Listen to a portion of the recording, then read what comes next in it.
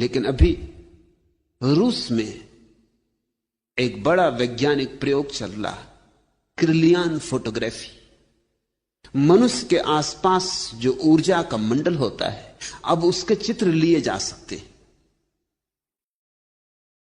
इतने सूक्ष्म फिल्में बनाई जा चुकी हैं जिनसे न केवल तुम्हारी देह का चित्र बन जाता है, बल्कि देह के आसपास जो विद्युत प्रकट होती है उसका भी चित्र बन जाता है। और क्रिलियन चकित हुआ है, क्योंकि जैसे जैसे व्यक्ति शांत होकर बैठता है वैसे वैसे उसके आसपास का जो विद्युत मंडल है उसकी आकृति अंडाकार हो जाती। उसको तो शिवलिंग का कोई पता नहीं है,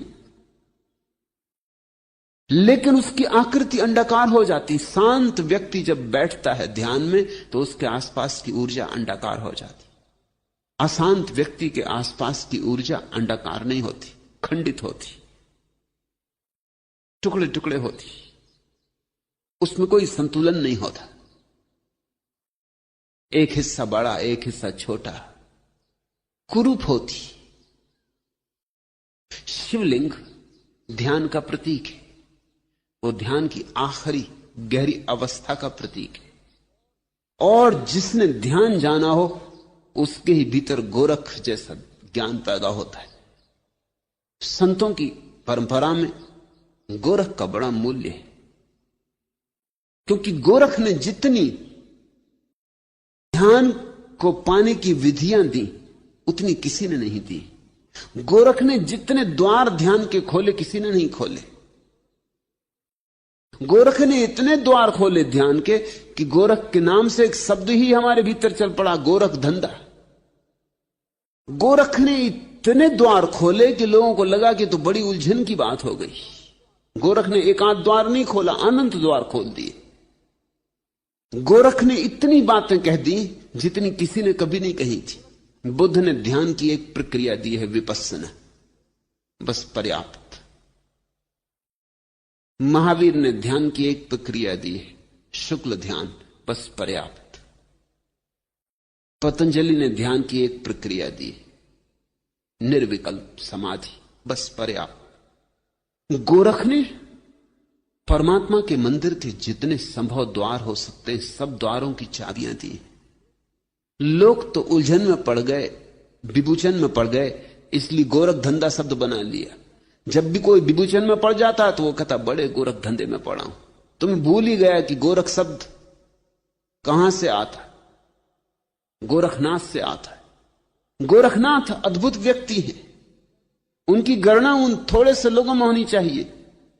कृष्ण, बुद्ध, महावीर, पतंजलि, गोरख, बस इन थोड़े से लोगों में ही उनकी गिनती हो सकती। वो उन परम शिखरों में से एक है।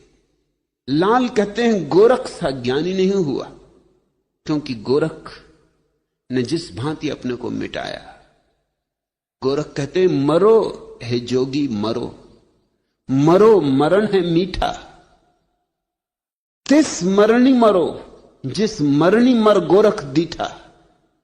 कहते हैं योगियों मरो, क्योंकि मरने के सिवाय और कोई उपाय नहीं। अहंकार को गलाओ, जलाओ, भस्मीभूत कर दो। मरो है जोगी मरो, क्योंकि मृत्यु से ही तुम अमृत पा सकोगे। मरो मरण है मीठा। गोरख कहते हैं इससे बड़ी कोई मीठी अनुभूति नहीं है दुनिया में। अहंकार के जाने पर मिठास ही मिठास छूट जाती। अहंकार कड़वा है, नीम सा कड़वा है। अहंकार जहर है और हम उसी जहर से भरे जीते, उसी को हम जिंदगी कहते। फिर स्वभावतः हमारी जिंदगी में अगर सिवाय दुख, पीड़ा और कांटों के कुछ भी नहीं होता तो आश्चर्य नहीं। फिर अगर हमारा जीवन एक नर्क की कथा ही होती तो कुछ आश्चर्य नहीं। गोरख कहते हैं मरो मरण है मीठा। काश तुम मर सको तो तुम इस जगत के अपूर्व मिठास को उपलब्ध हो जाओ, मगर मरने की कला है। तिस मरणी मरो, उस मरण को सीखो जिस मरणी मर गोरख दिठा। गोरख भी मरा और मर के उसने देखा, मर के पाया, मिट के पाया। बूंद जब मिट जाती तो सागर हो जाती, और बीज जब मिट जाता तो वृक्ष हो जाता। फिर आता है वसंत, खिलते हैं फूल, और पक्षी गीत गाते हैं और सूरज की किरणें